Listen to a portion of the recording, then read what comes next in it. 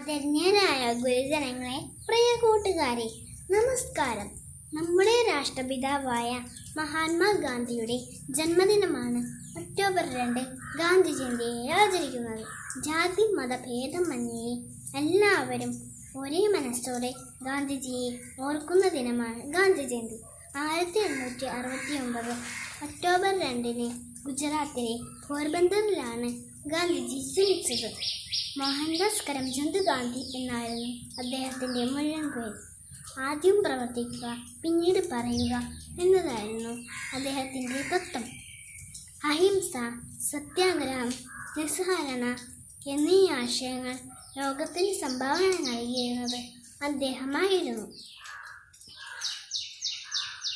എൻ്റെ ജീവിതമാണ് എൻ്റെ സന്ദേശം എന്നതായിരുന്നു ഗാന്ധിജിയുടെ നിലപാട്. എളിയ ജീവിതം നയിക്കുവാനും സ്വദേശ വസ്തുക്കൾ ഉപയോഗിക്കാനും അദ്ദേഹം നമുക്ക് മാതൃക കാണിച്ചു തന്നു.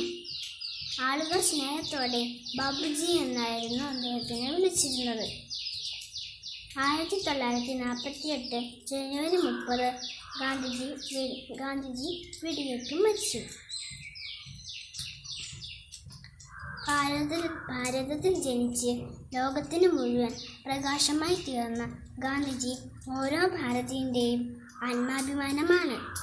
അദ്ദേഹത്തിൻ്റെ ആശയങ്ങളും തത്വങ്ങളും ഇന്ന് ലോകം മുഴുവൻ പ്രചരിക്കുന്നു. ലോകമുള്ളിടത്തോളം കാലം ആ കർമ്മപ്രഭാവൻ്റെ കീർത്തനം നടക്കും.